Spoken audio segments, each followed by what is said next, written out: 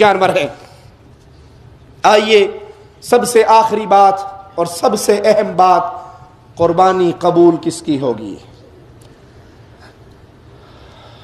یہ قربانی کے جانور جو ذبح ہو رہے، اللہ کے ہاں نہ اس کا گوشت جاتا ہے نہ اس کی کھال جاتی ہے، وہاں تو دلوں کا حال پہنچتا ہے، مالک دلوں کی کیفیت کو دیکھتا ہے۔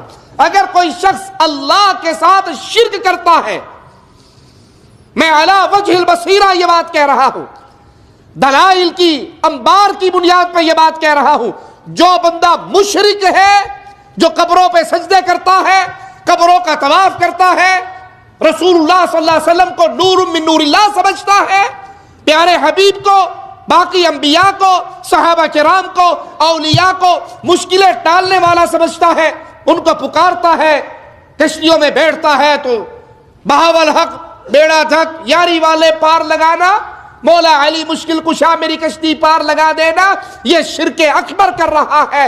مشرک کا کوئی عمل اللہ قبول نہیں کرتا۔ پہلے شرک سے توبہ کیجئے، توحید کو تسلیم کیجئے۔ مشرک حج کرے تو برباد، مشرک قربانی کرے تو برباد، مشرک جہاد کرے تو برباد، مشرک صدقہ خیرات دے تو برباد۔ مشرک کا کوئی عمل اللہ قبول حالت شرک میں نہیں کرتا جب تک وہ شرک سے برات نہ کر لے۔ تو قربانی کرنے والے بھائی، اللہ کی عبادت والے کام جو خالص اللہ کی عبادت میں ہے، جو کام اللہ کی عبادت کہلاتے ہیں، اگر وہ کوئی ایک عمل بھی آپ غیر اللہ کے لیے کر رہے ہیں، یہ قربانی مال کی قربانی ہے، مال کا خرچ کرنا ہے، یہ عبادت ہے اللہ کی۔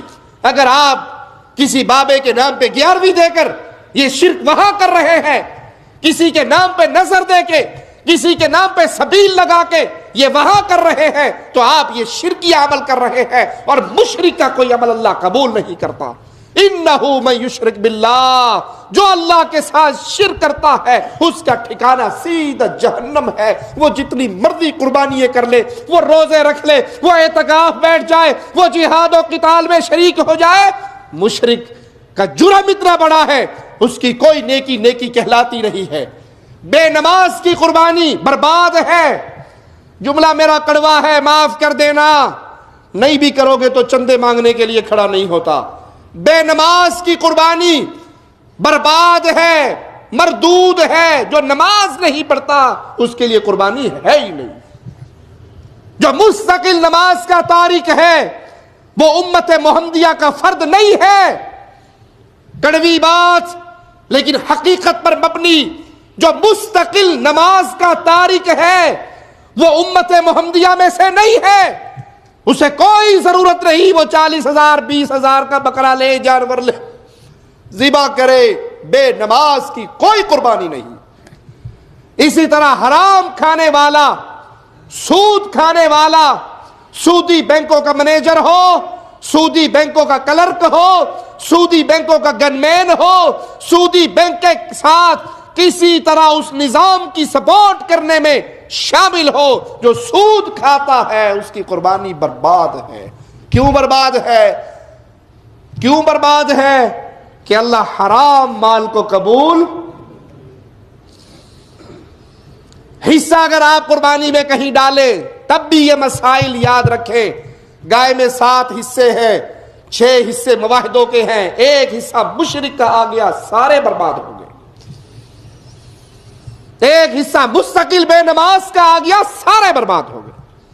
اپنے حصے میں حصہ ڈالتے ہوئے یہ نہ دیکھے چچا کا حصہ، ماموں کا حصہ، خالہ کا حصہ آ گیا، خاندان فیملی ممبر نے مل کے قربانی کر لی۔ پہلے یہ دیکھے یہ سارے مواحد ہیں، یہ سارے نمازی ہیں، یہ سارے حلال کھانے والے ہیں، ان میں سود والا تو نہیں ہے، لاٹری والا تو نہیں ہے، جوئے والا تو نہیں ہے، رشوت والا تو نہیں ہے، شراب بیچنے والا تو نہیں ہے، حرام کام کرنے والا تو نہیں ہے۔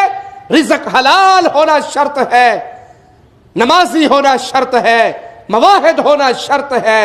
یہ قربانی انسان کے درجات کی بلندی ہے، اللہ کی رضا کو حاصل کرنا ہے، اور اللہ مشرک سے راضی نہیں ہوتا۔ اللہ کے لیے اس کی روح کو سمجھیے، اس قربانی کے مقاصد کو سمجھیے، مقصد یہ ہے کہ کوئی چیز ایسی نہیں جس کو اللہ کے حکم پہ فوقیت دی جائے. میرے رب کے حکم سے بیوی کا حکم ٹکرائے, میرے رب کے حکم سے فیملی ممبر کا حکم ٹکرائے, اولاد, بھائی, باپ, عزیز, قریبی, رشتہ دار, قوم, قبیلہ, حکومتیں, سلطنتیں, کوئی بھی اللہ کے حکم سے ٹکرا رہی ہے, میں سب کو چھوڑ سکتا ہوں, اللہ کو نہیں چھوڑ سکتا. جس نے یہ سبق یاد کیا اسے مبارک ہو خون بہانا, اسے مبارک ہو قربانی کرنا. اللہ اس کی قربانی کو قبول فرمائے, اس کے لیے جنت میں جانے کا ذریعہ بنائے.